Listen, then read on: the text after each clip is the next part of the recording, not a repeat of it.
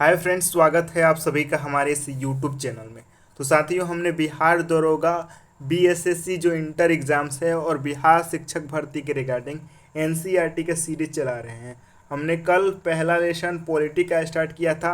आज हम ज्योग्राफी की ये पहला लेसन स्टार्ट कर रहे हैं। साथियों, हम रोज़ प्रतिदिन एक एक सब्जेक्ट बदल के कराएंगे। इससे क्या फ़ायदा होगा कि इससे आप बोर भी नहीं होंगे। अगर एक सब्जेक्ट ज़्यादा दिन तक पढ़ाया जाए तो आप बोर हो सकते हैं, लेकिन अगर सब्जेक्ट बदल बदल कर पढ़ाया जाए तो आप बोर नहीं होंगे। तो आज हम इसीलिए ज्योग्राफी आपके सामने लाए हैं। कल हिस्ट्री होगा, उसके बाद इकोनॉमिक्स होगा, ऐसे ही सीरीज चलता रहेगा। तो साथियों, स्टार्ट करते हैं आज का सेशन। पहला हम पढ़ेंगे हमारा सौरमंडल। सौरमंडल में सूर्य जो होता है वो मुखिया होता है। सौरमंडल का मुखिया कौन है? सूर्य है। सूर्य के निकट का जो ग्रह है बुध है। बुध जो है सूर्य के सबसे निकट का ग्रह है। लाल ग्रह, मंगल ग्रह को लाल ग्रह कहते हैं। नेक्स्ट, ये मोस्ट इंपॉर्टेंट सवाल है। वीवीआई कितने बार ये सवाल पूछे गए हैं। शुक्र और अरुण ऐसे ग्रह हैं जिनके घूमने की दिशा उल्टी होती है। शुक्र जो होता है और अरुण जो होता है आपका, इन दोनों के घूमने की जो दिशा है उल्टी होती है, दक्षिणावर्त होती है। ये पूर्व से पश्चिम की ओर घूमती है। पृथ्वी की बहन किसे कहते हैं? शुक्र को पृथ्वी की बहन कहते हैं। छल्ला वाला एकमात्र ग्रह शनि है। शनि जो ग्रह है उसमें छल्ले मौजूद होते हैं। प्लूटो पहले जो ग्रह था, लेकिन अब ये क्षुद्र ग्रह हो गया है। तारों को अपना प्रकाश होता है। तारे जो होते हैं उनकी अपनी प्रकाश होती है। Most important. सूर्य भी क्या है? सूर्य भी एक तारा है। Most important. सूर्य की प्रकाश पृथ्वी पर पहुंचने में 8 मिनट का समय लगता है। ठीक है। सूर्य के बाद सबसे नज़दीक के तारे का प्रकाश पृथ्वी तक पहुंचने में 4 वर्ष लगता है। ठीक है। जो तारे होते हैं उनके प्रकाश पृथ्वी में पहुंचने में 4 वर्ष लगते हैं, और इसे हम प्रोक्सिमा सेंचुरी भी कहते हैं। पृथ्वी पर जीवन है किसके लिए? ये अंतरिक्ष से देखने पर धरती नीली दिखती है। अंतरिक्ष से देखने पर धरती नीली इसलिए दिखती है क्योंकि यहाँ पे जल की मात्रा 71% है और स्थल आपका 29% है। इसी से अंतरिक्ष से देखने पर पृथ्वी कैसी लगती है? आपकी ब्लू दिखाई देती है।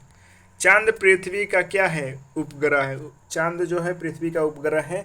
चंद्रमा का प्रकाश पृथ्वी पर लगभग 1.25 सेकेंड यानी कि 1 मिनट और 30 सेकेंड लगता है। चंद्रमा पृथ्वी की एक परिक्रमा करने में 27 दिन 8 घंटे का समय लगाता है। चंद्रमा दिन में अधिक गर्म होता है और रात में अधिक ठंडा होता है। तो साथियों, अभी चंद्र ग्रहण चंद्रमा यान भी हम भेजे हैं, तो चंद्रमा से हो सकता है सवाल पूछे जा सकते हैं। चांद के जो धरातल हैं उबड़ खाबड़ होते हैं, इस पर मिट्टी भी नहीं होती है। बृहस्पति के 63 उपग्रह हैं और शनि के 62। सबसे ज़्यादा उपग्रह सैटेलाइट किसके हैं? बृहस्पति के। उसके बाद दूसरे स्थान पे हैं आपका शनि के। बुध तथा शुक्र का कोई भी उपग्रह नहीं होता है। मोस्ट इंपॉर्टेंट सवाल, बुध और शुक्र का कोई उपग्रह नहीं होता है। शनि का टाइटन सबसे बड़ा ग्रह होता है। ठीक है। उपग्रह को अपना प्रकाश नहीं रहता है। उपग्रह के क्या अपना प्रकाश नहीं होते हैं? ठीक है। क्षुद्र ग्रह मंगल और बृहस्पति के बीच में मिलते हैं। मोस्ट इंपॉर्टेंट सवाल, क्षुद्र ग्रह जो होते हैं ये मंगल और बृहस्पति के मध्य में मिलते हैं। मंगल के 2 उपग्रह हैं जिसका नाम है डिमोस और फोबोस। हमारी पृथ्वी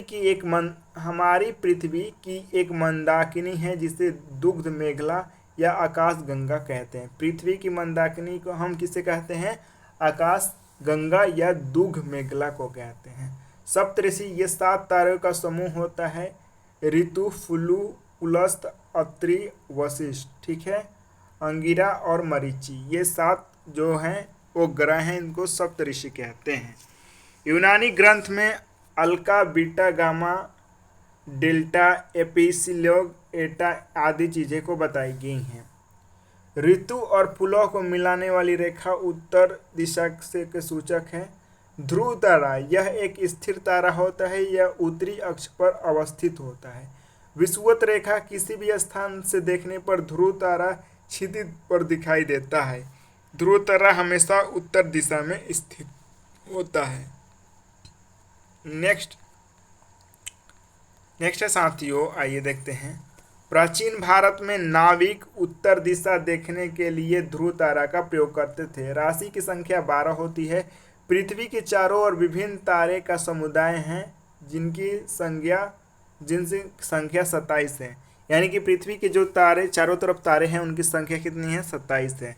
चांद को पृथ्वी की परिक्रमा करने के दौरान किसी न किसी तारों के समूह से गुजरना पड़ता है। इन तारों को समय को नक्षत्र कहते हैं।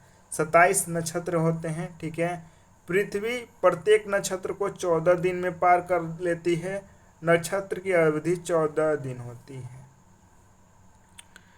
देखिए, पृथ्वी की सबसे निकटवर्ती जो ग्रह है वो शुक्र है, ठीक है।